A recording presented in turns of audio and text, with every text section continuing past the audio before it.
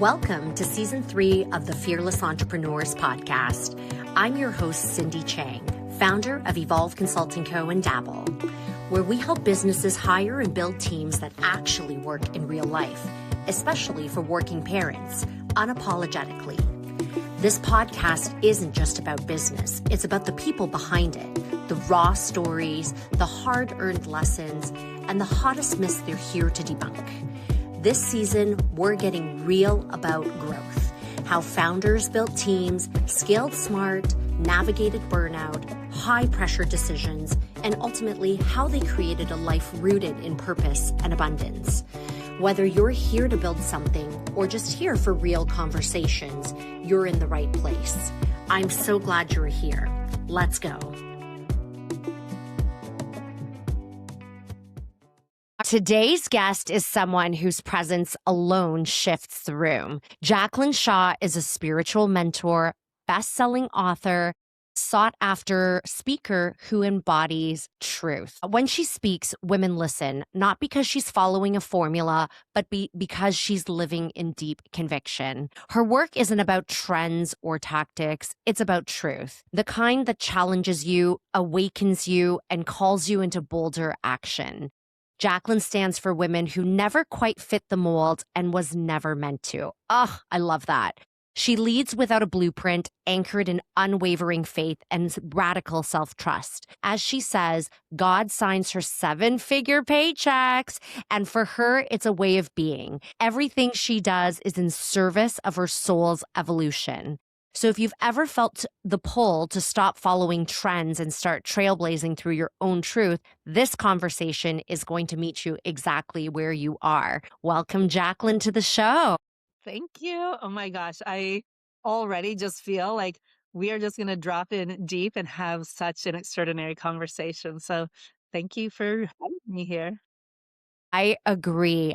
Just am obsessed with your work of, the consistent message of being true to yourself and being that bold woman for yourself and for other women that never really felt that level of boldness. So take us back to your story, Jaclyn. Like, how did this woman grow to be where she is today? Oh my gosh. I mean, I'll take you back to the story, but as you were speaking there, I'll tell you too, like when you're someone who like boldly says this online and like claims like truth is her unwavering frequency, like Mm, there has been a journey of this, of like really calling me like, okay, even when this is happening and this disruption occurs, like, really, are you going to stand in the truth of who you are? And yeah. I mean, this really is at the core of who I am. It's at the core of my work. And if I really take you back, I recently wrote a book. It's called Spiritual Smackdown. And it was within this experience in my life that I found the truth of who I am. When I had forgotten who I am as a divine being is really what allowed me to drop into my truth, because my truth that I experienced during this 8-month experience in my life was like the complete opposite of what I thought I would ever choose. And so it was listening to that truth within me about where I was operating outside of self and just kind of avoiding myself, to be honest. And this experience in my life was like, no, like at the end of the day, it's you and your walk with God. And then I had this journey as an online entrepreneur. It was like I started off and came into the world of my business and like conviction of who I am and unapologetic, and had a rock star first year in business. And then all of a sudden started to get lost in the online space. It's like I started to question, I started to doubt, I started to waver, I started to get caught up in what other people were doing, following somebody else's blueprint. They know better than me. And I lost my voice. I lost my pathway. It was reflected in my income. God was not signing the 7-figure paychecks then, because I was like dropping my power and leaking energy all over the place. Oh, gosh. Then it was, a deeper call. And it's been this journey ever since. Like I bring you right up to speed to more recent, like the last 11 months, because I've now written my second book as well. With both books, I was like so deeply called to stand in my truth, not during the writing process, with the publishing journey. Oh my gosh. When Like I a s- mirror to yourself, right? it was kind of like, well, we're going to like dangle this carrot in front of you, and you're going to have this like opportunity for this epic experience. And it's going to come at the cost of you just slightly betraying yourself.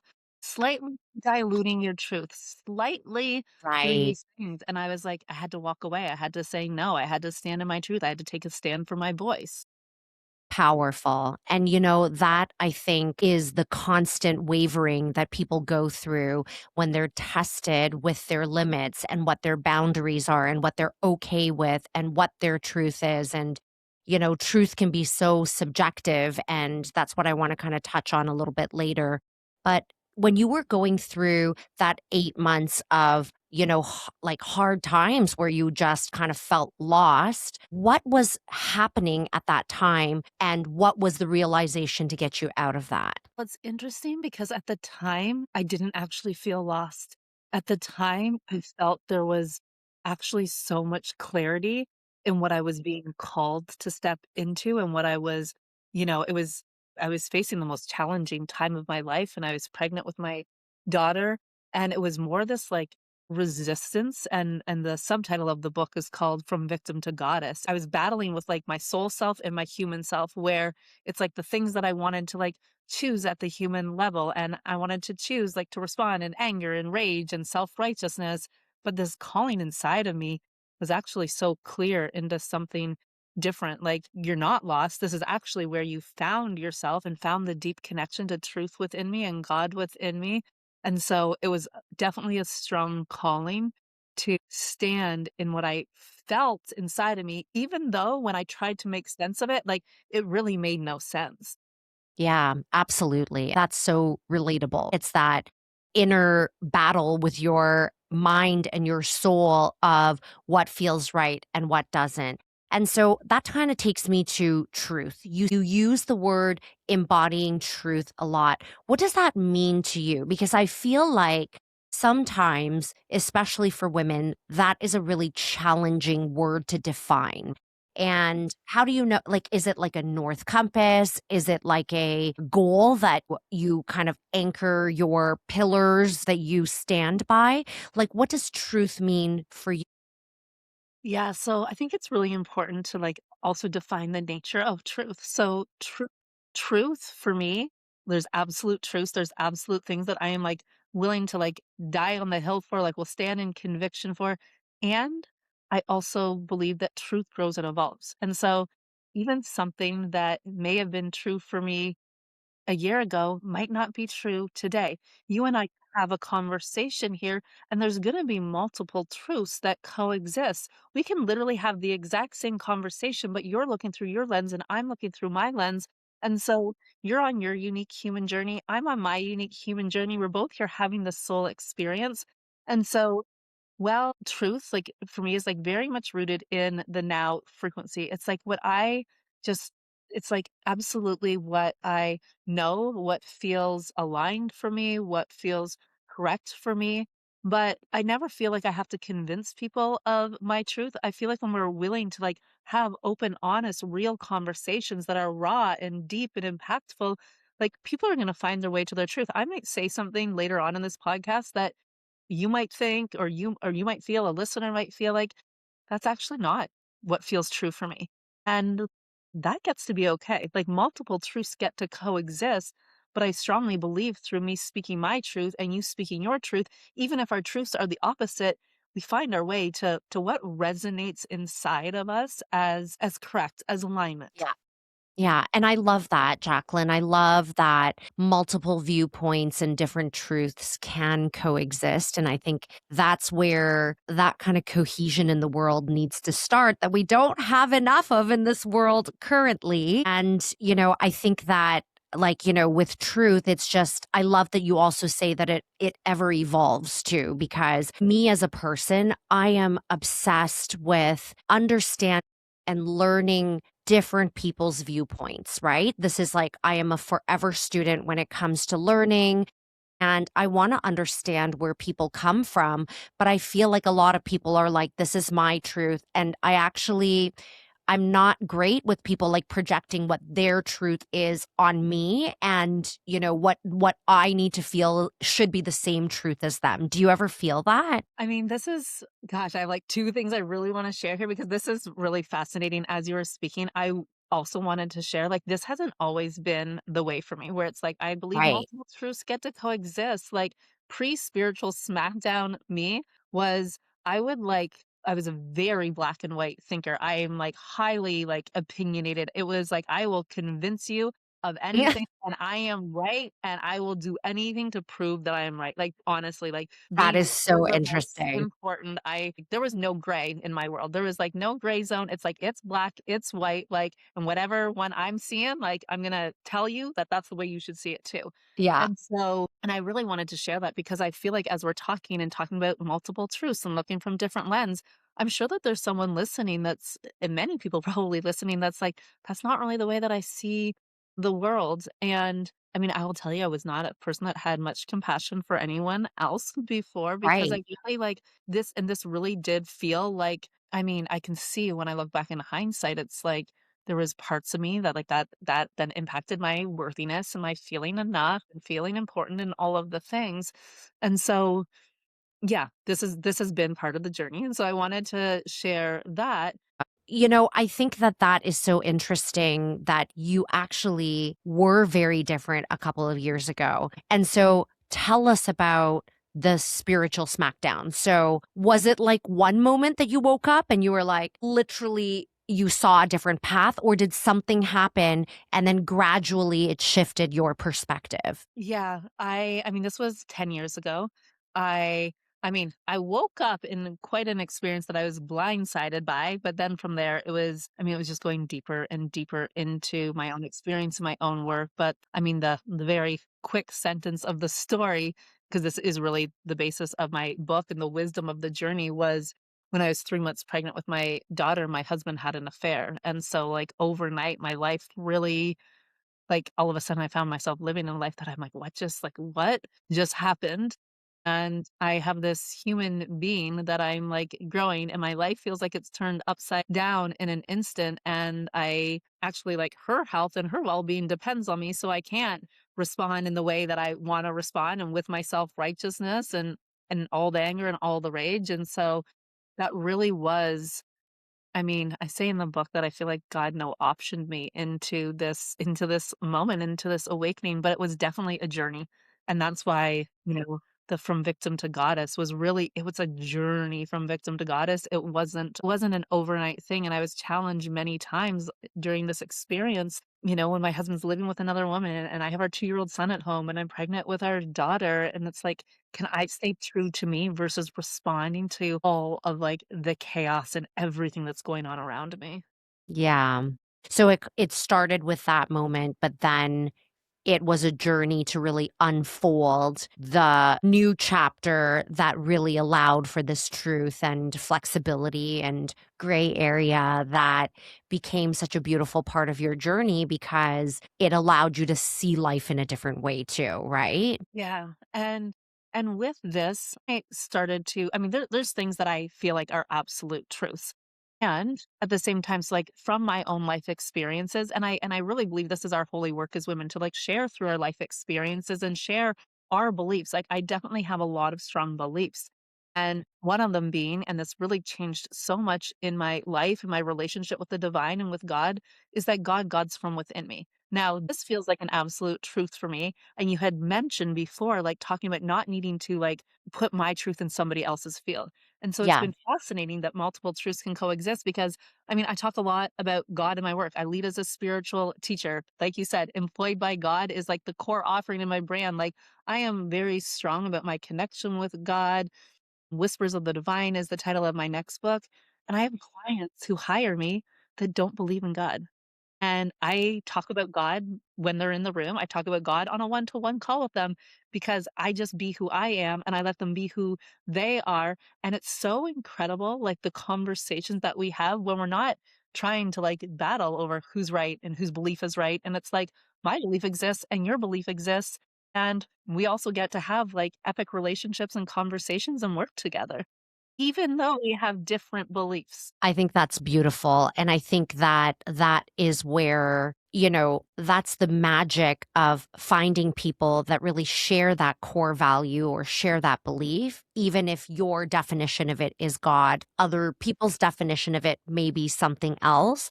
but you are walking the same path of belief and hope and manifestation and energy and vibration, and I think that's a really beautiful thing, right? What happens when your mind and your logic compete with each other? Because what the heart wants and what the head wants are often different things. And so how do you battle that to like figure out who gets the truth trophy? Well, honestly, like our minds, like our human minds are like incredible for so many things. And Yeah. I will also tell you that being in my mind feels like the riskiest place for me to be when I'm making decisions. And I believe this for all of us because our mind sources information from what it knows. And so if Yeah. you're calling on a next level, if you're calling on, expansion and obviously in this work, it's like, next level and quantum leaps and unpredictable, like, money flowing in through your bank account, but you're making all decisions from your mind. You're creating from a field of limitation. And not that this is wrong, you're just creating from a field of limitation because our mind is limited in where it sources data from, where it sources information from. So your mind's sourcing from what it knows, what it's witnessed, what you have past evidence for. And so when I say our mind is beautiful for many, many things, when we're talking in the frequency of expansion and manifestation, it's really not.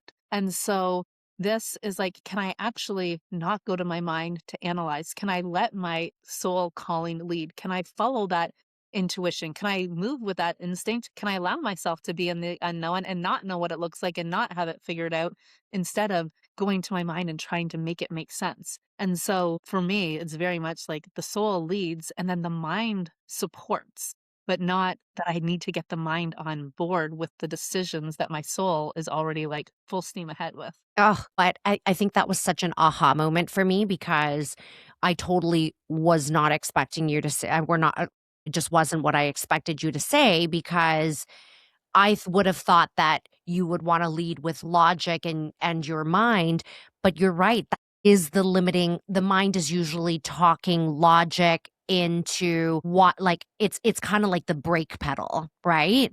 Yep. And it's been work that I've been working a lot on and, I'm obsessively studying about it right now, which is limiting beliefs and how that is really, holding people back from living their truest self and the best version of their self, let's say, right?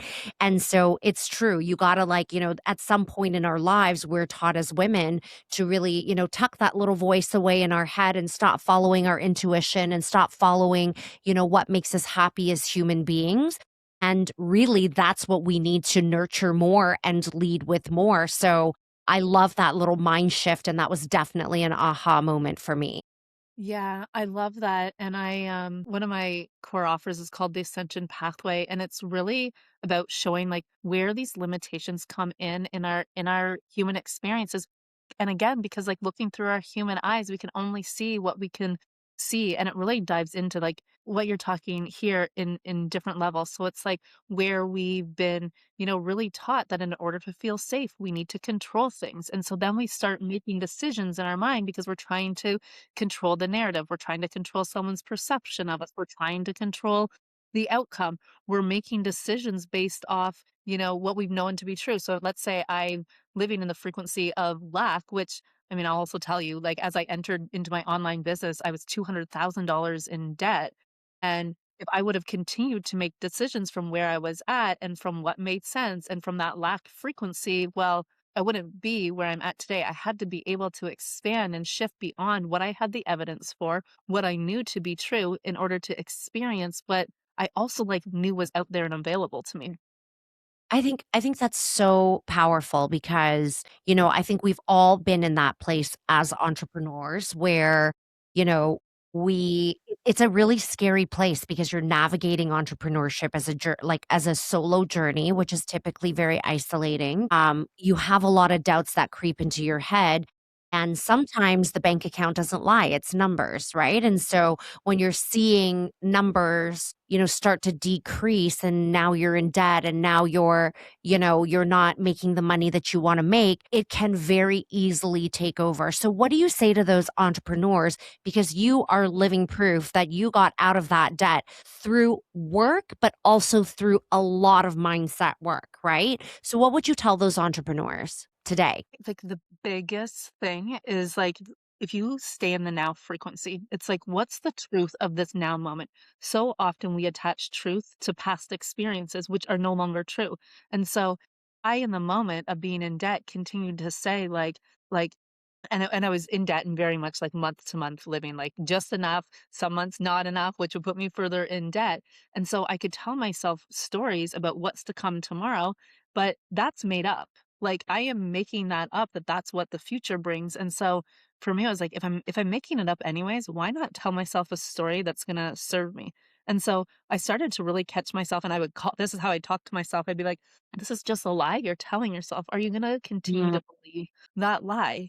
Because you also know, and this is where I tapped into like bigger universal truths, like, you also know that there's more available. You know that you live in a world of abundance. You can see it around you. You have evidence of other women like doing what you want to do, and there's no possible way that it gets to work for them and not for you. And so really just started to call myself out on, again, where I was putting limitation in my field, because God doesn't put limitation in our field. God's not over there saying like it's not time yet, and like, you need to wait. It's like God's waiting on you to remember who you are and to own it and to show up as the creator of your future. yeah, we are pressing our own pause button. That is for certain, right? Exactly. And so, Jaclyn, how did you turn this into the successful business that you have today? You're a published author. You have a small but mighty team of three, including yourself.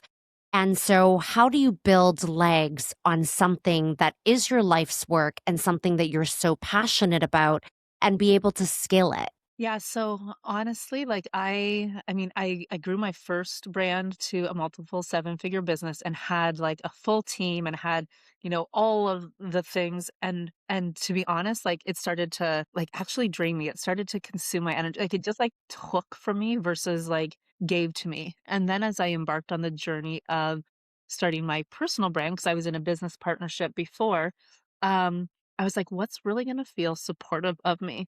Like, for supportive for me, and the first person that I hired into my business at that time was my assistant, Aubrey, and she's still with me today, and she is, like, I extraordinary. All my clients are like, "Can we clone Aubrey?" Because she's truly amazing, Yeah. and I feel like the way in which we entered our experience together, like, has allowed us to grow and evolve with each other, because we've definitely, like, where I started and where I'm at today has been, like, such a massive shift, and her and I have, like, grown and evolved with that. There's been mistakes made, and it's like we're human and mistakes get made, but right from the beginning, I knew what I was looking for in terms of support.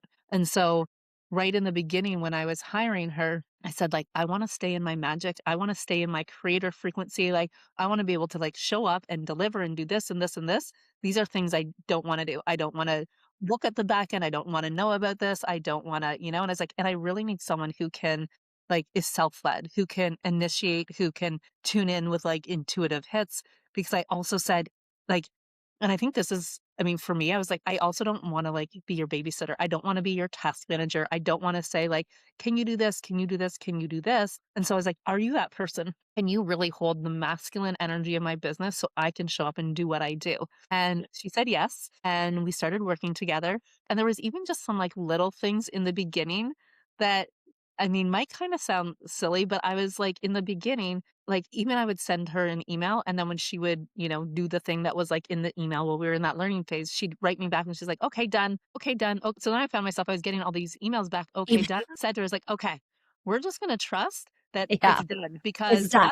that that's your job. I trust in you." Like, for me, that keeps the tab open until she responds, "It's done." And I was like, "That doesn't actually Yeah. allow me to stay in my creative frequency," which I said I wanted. So it was developing, I mean, that's a very small example, but it was like developing systems that let me, and really owning, like, I'm the creator in this business. I'm the one Yeah. who's forward facing and leading. Like, it really has to work for me. And so there's been times through our growth that it's like, can we put this system in? And I'm like, you can put that system in if that helps you manage on the back end, but like I never want to see it.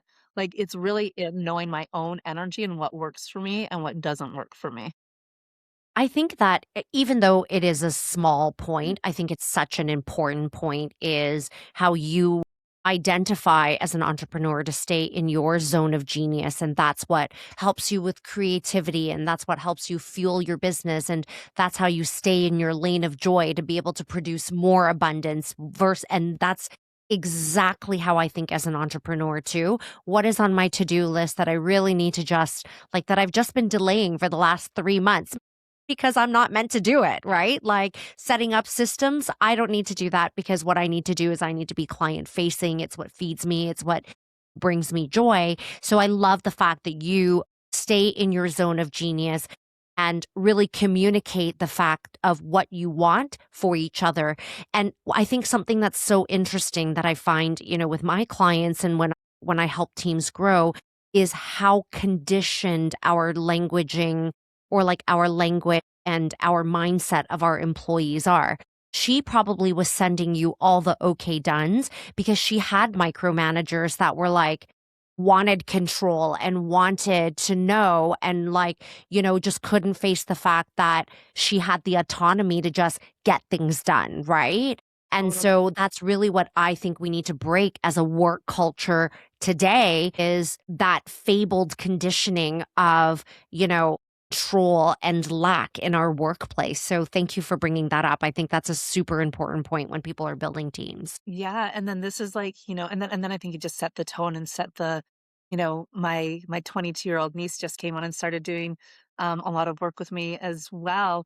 And it's like I feel like it's like so cool to see because she's definitely, I mean, I can run my business like I am not tech friendly any of the things and she's just like so fast at things, but she is also like has so much confidence and like I don't think she would ever think to like tell me when she's done something because she's just like, "Oh, yeah," like, you know what I mean? Like, she's I just get it also done. in her Yeah. zone and, like, getting it done, and so we I mean, the 3 of us, and then we have my podcast producer as well, but we just, like, flow really well because we also each really trust each other, and then guess what?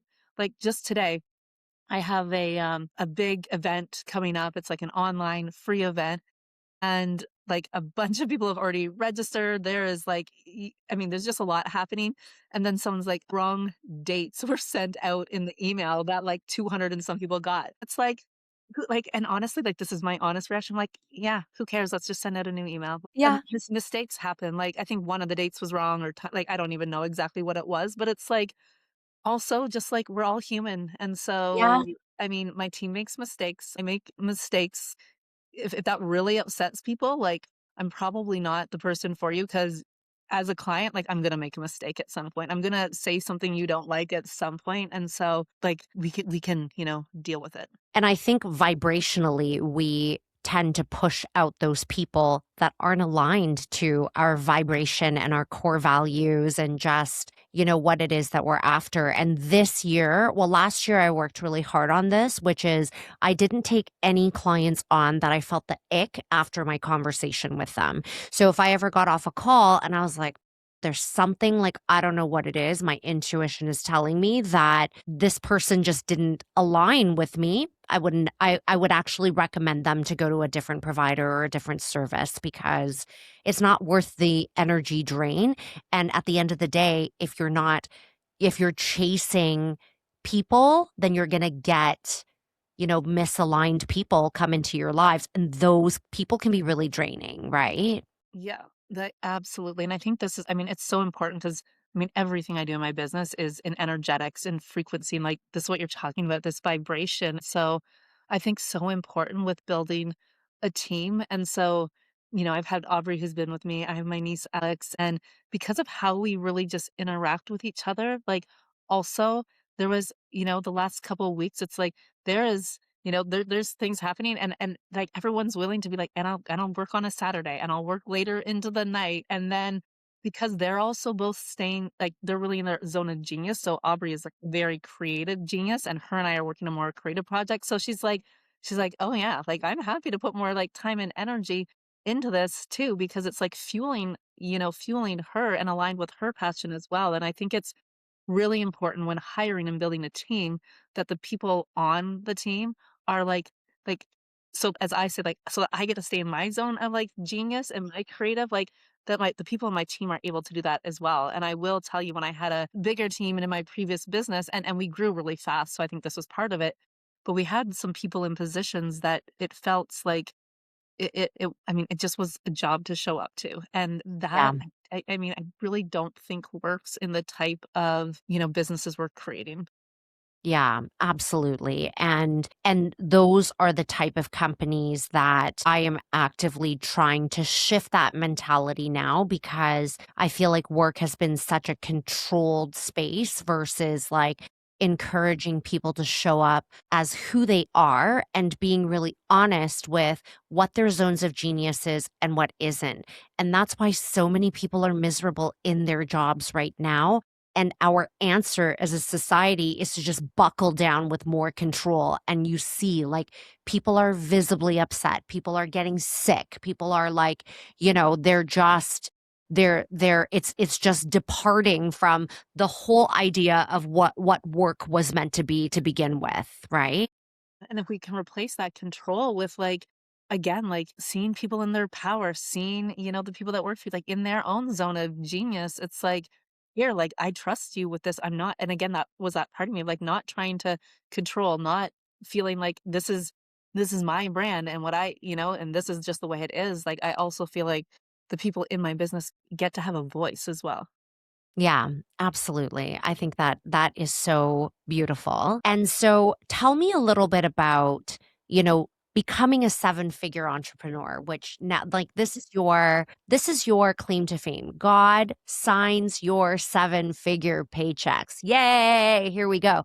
And so, what is that secret sauce that you feel like really helped you catapult your business to the next level? And what is that mindset that you really had to shift and really had to let go in order to get yourself to that next level? I'm going to be honest, we're having this conversation at a very interesting time for me because I am like right now, like in this space, like I often talk about being like all in. And there's like a next level of going all in for me and like really all in. And the last 11 months of my life has been leading up to this, like really all in on my mission, my medicine, my magic, my voice, what I have to bring to the world. Yeah. And sharing this because what I've created so far feels like I've created it. I mean, without really any systems, without any type of like intentional focus on scaling, without any like funnels or ads or anything in place. Like it has really just been in response to me leading as who I am. I'm actually working with a mentor right now, and she was like, like, she laughs all the time because she's very much the opposite. She's like, "Okay, so you have a seven-figure business." She's like, "And a lot of this money comes in from what you call, like, hidden offers, like, offers where people just move based off the frequency they feel with you." And I was like, "Yes." And then she's like, "And then you sold out this mastermind, and this is how you sold it out." And there's, like, not email sequences and not and I'm like, "Yes." And she's like, "How do you do this?" And on Tell us and the and secret she's a sauce. genius in what she does, but it's really I mean, it is strongly backed with my belief, like, the more that I am who I am, the more that I'm the truth of who I am, people, it's like it's resonating. It fires off for people, and so I don't need to perform, I don't need to say the perfect thing online in order for people to get it's like, this has all really been created in response to me owning who I am, zoning in on like, this is what I've got. Like, if you resonate, come in, the doors are open. And if you not, don't. And then you go somewhere else, like not making it mean anything about me. And really in like just like leading and not following anyone else's blueprint. And when I say it's an interesting time is that I'm also really feeling called, but this was very intuitively led to bring some systems into my business to shake things up, to do it a bit differently because I'm like, okay, this is what we've created in a way that feels like for me that I've been playing small.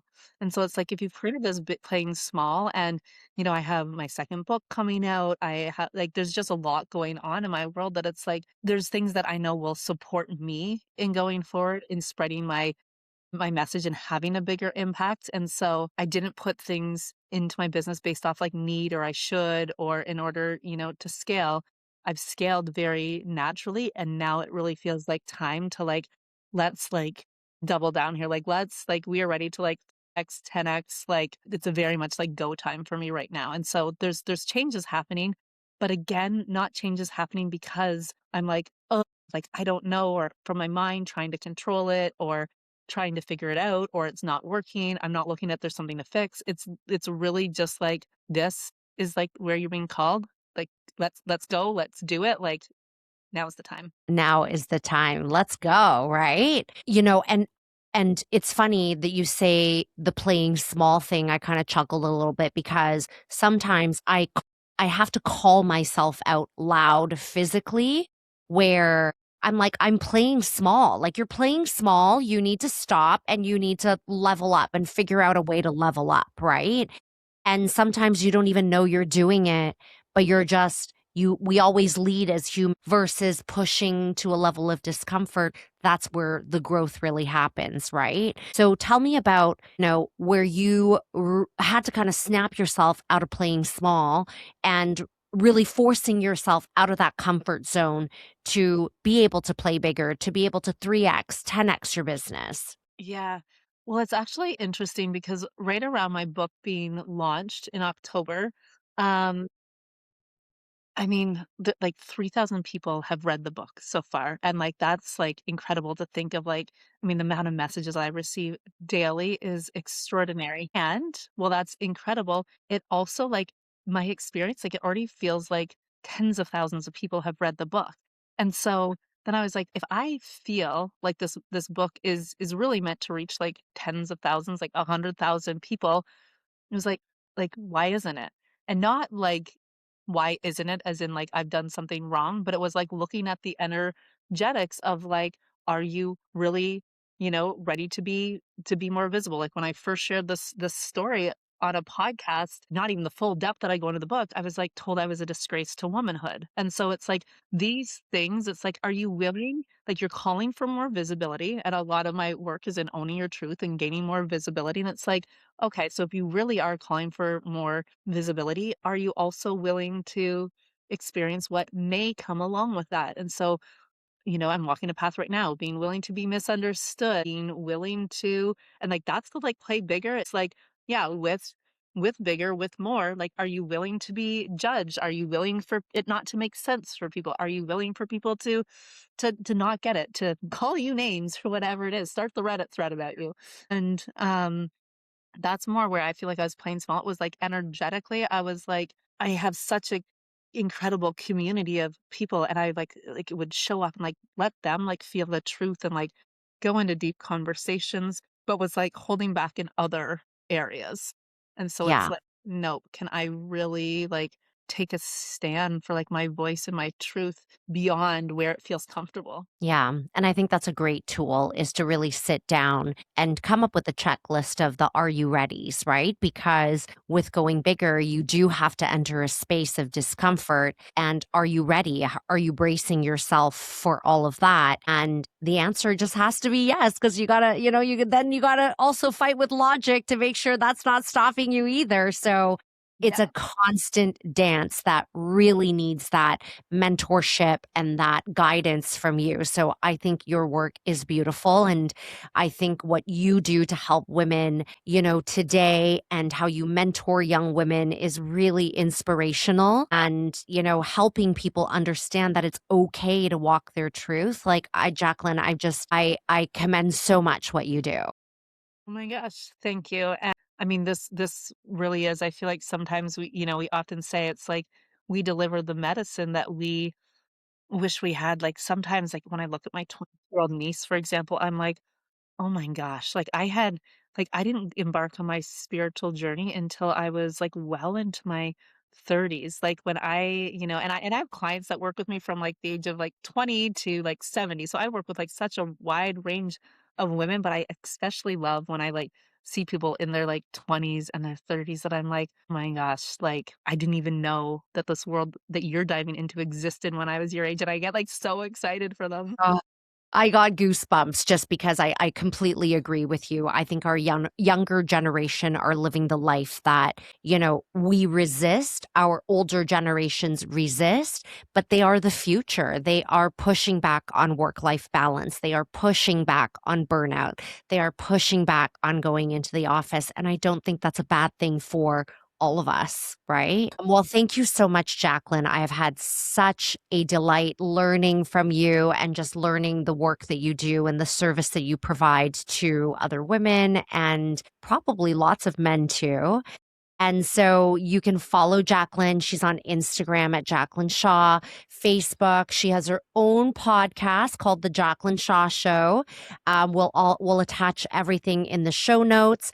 And I know that you are a established author with the community that you've built with Spiritual Smackdown, as well as your upcoming book, Whispers of the Divine. Love that title, by the way. And you have masterminds coming up. Are you able to kind of share with us a little bit about what's coming up for you that we can all get excited about and follow? Yeah.